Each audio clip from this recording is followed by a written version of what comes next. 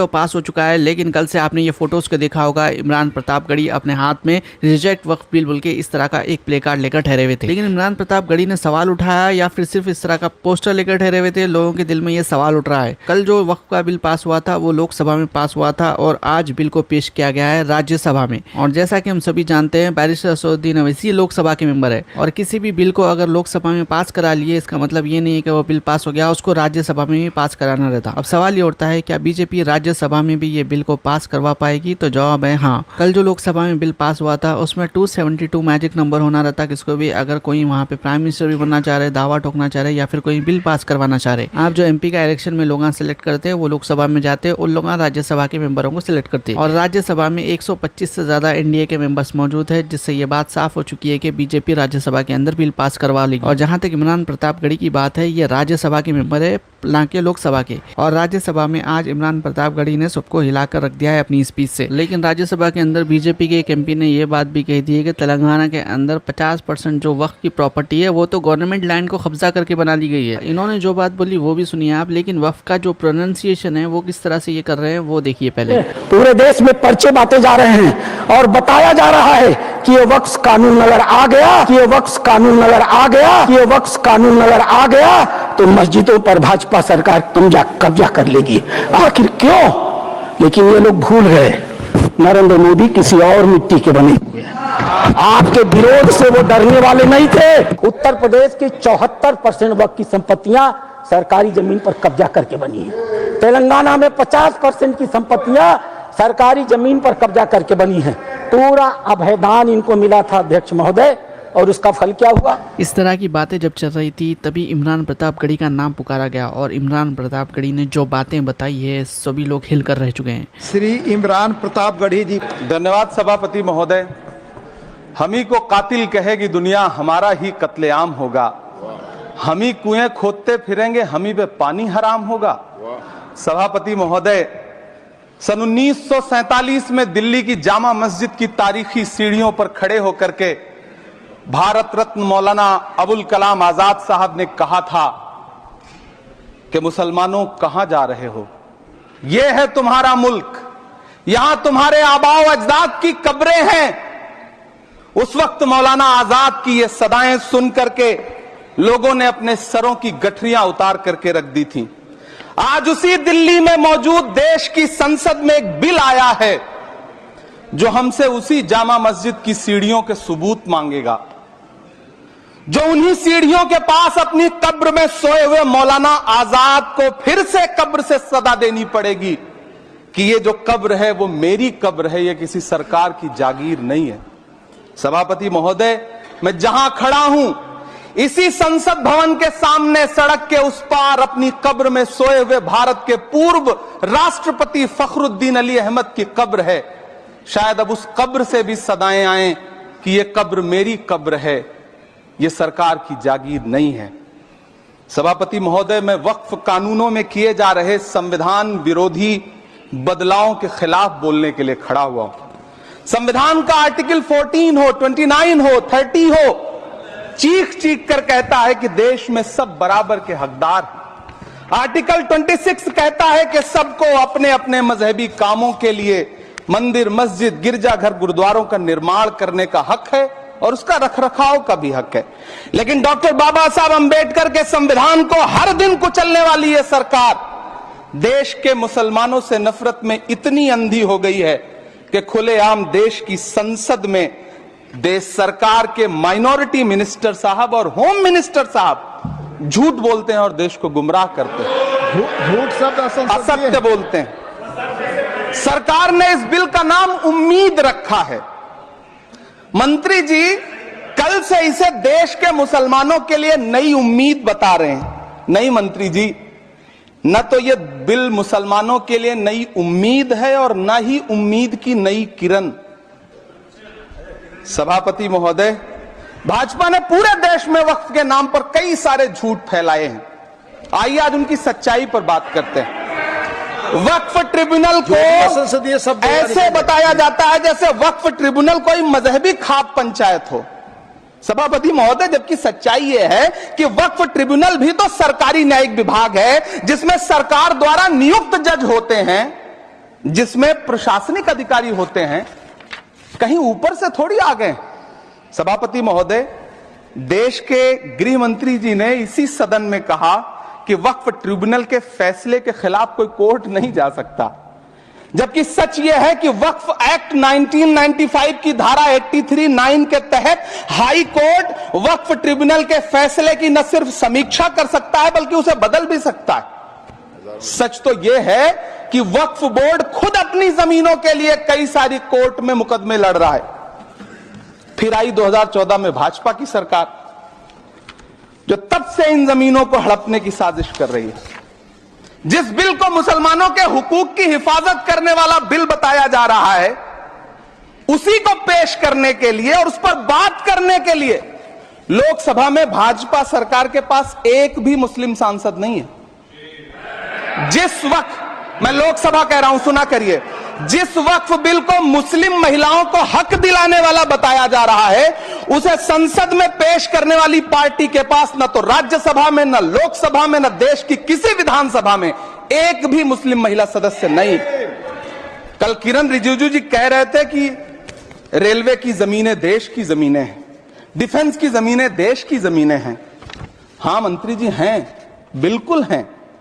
ये जो वक्फ की जमीनें हैं, ये हमारे पुरखों ने धार्मिक कामों के लिए डोनेट किया है, तो हम भी तो इसी देश के नागरिक हैं, हम भी तो इसी देश के बेटे हैं, तो वक्फ की जमीनें भी तो इसी देश की जमीनें हैं, उनको पराया क्यों बोलते हैं आप?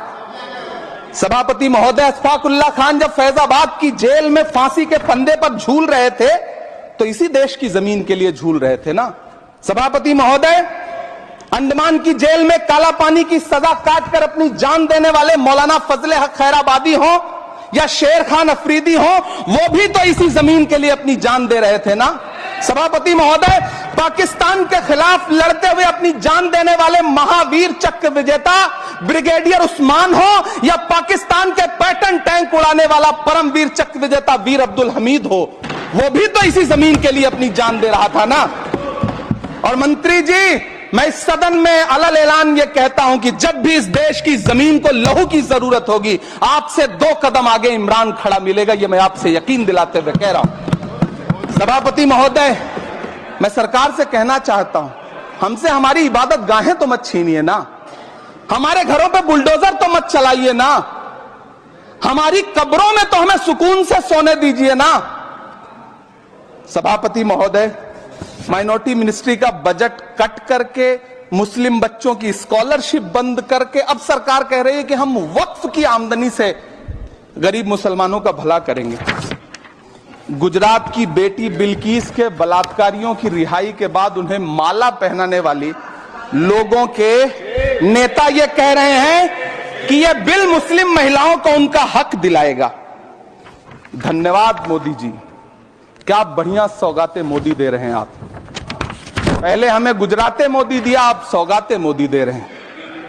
लेकिन यह सरकार इतना याद रखे कि इसी ठसक के साथ देश की संसद में सीए का कानून भी लाया गया था और कहा गया था बड़े बड़े भाषण देकर के कि पड़ोसी देशों से हिंदू भाइयों को ला करके यहां नागरिकता दी जाएगी। लेकिन मैं आपके संज्ञान में लाता हूं सर कि पिछले इतने दिनों में इनसे नागरिकता लेने के लिए 2000 व्यक्ति भी नहीं आए, जबकि इसके उलट इन्हीं की सरकार में पिछले 10 साल में 15 लाख से ज्यादा भारतीयों ने भारत की नागरिकता छोड़ करके दूसरे देश में जाकर के बस गए।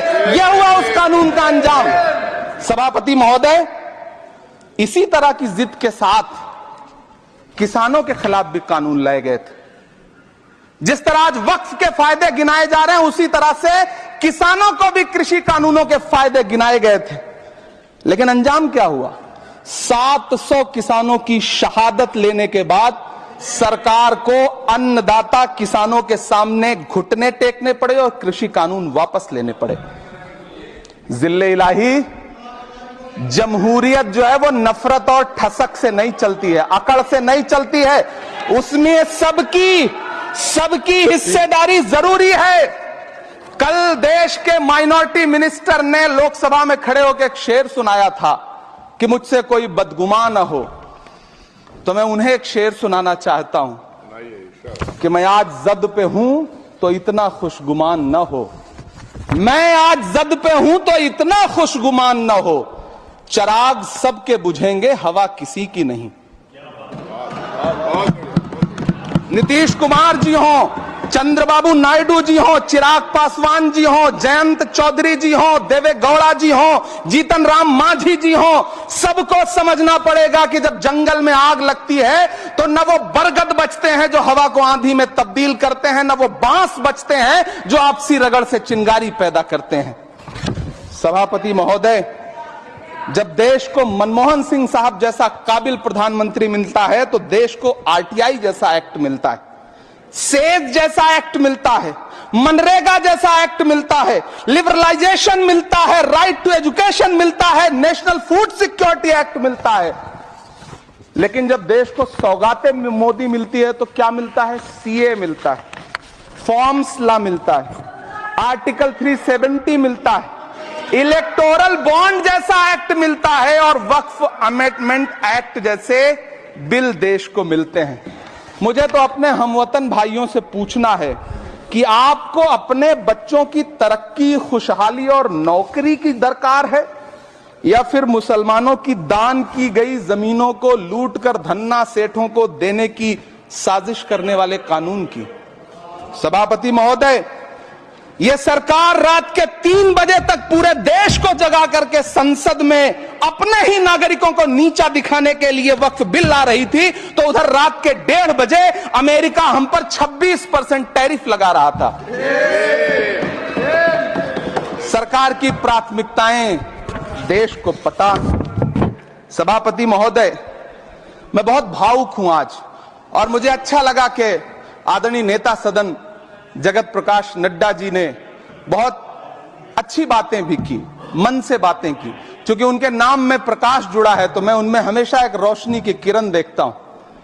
मैं उनके सामने बहुत अदब से यह बात कहना चाहता हूं कि चिरागों के सफर में दबदबा हो आंधियों का तो फिर अंजाम जुल्मत के सिवा कुछ भी नहीं होगा।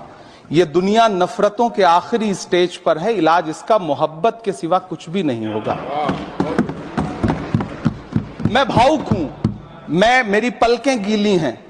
अगर देश की एक बहुत बड़ी आबादी को लगता है कि आप उसका भला करने के लिए नहीं बल्कि उनकी इबादतगाहों, उनकी कब्रिस्तानों, उनकी खानकाहों को बर्बाद करने का बिल ला रहे हैं, तो फिर आप अगर समझाने में नाकामयाब रहे हैं तो यह आपकी नाकामयाबी है। पहले समझाइए, उसके बाद कोई बिल लेकर के आइए, तब शायद हम आपका इतनी पुरजोर तरीके से विरोध ना करें।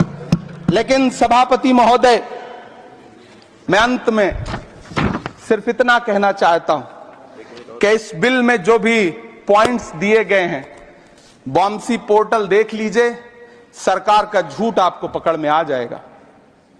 हम डरे नहीं हैं, हम सिर्फ सरकार से अपील कर रहे हैं कि हमें अपना समझिए। हम आपके अपने हैं, इस देश के नागरिक हैं और आप ताकत में हैं। संख्या बल के आधार पर बिल हो सकता है आप पास करा ले, लेकिन आपको यह बात समझनी पड़ेगी कि हम तो वो तारीख हैं, जहनों में रहना है जिसे, कागजी पुर्जे नहीं जो फाड़ डाले जाएंगे। जिस जमीन पर मैं खड़ा हूं यह मेरी पहचान है। आप आंधी हैं तो क्या मुझको उड़ा ले जाएंगे? आपको यह बात समझनी पड़ेगी।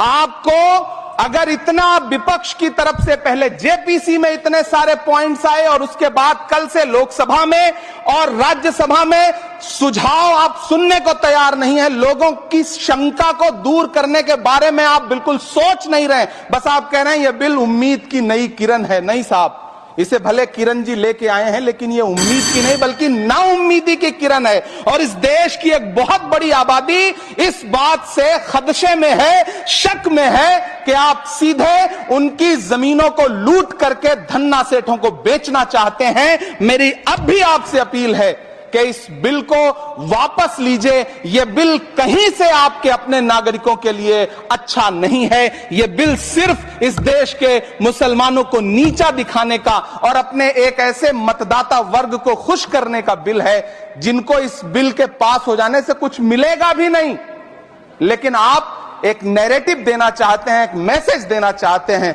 मेरी आपसे अपील है कि कृपया ये जो सबका साथ सबका विकास का नारा है, इस नारे को रत्ती भर तो चरित्रार्थ कर दीजिए। बहुत बहुत धन्यवाद। पूरी इमरान प्रताप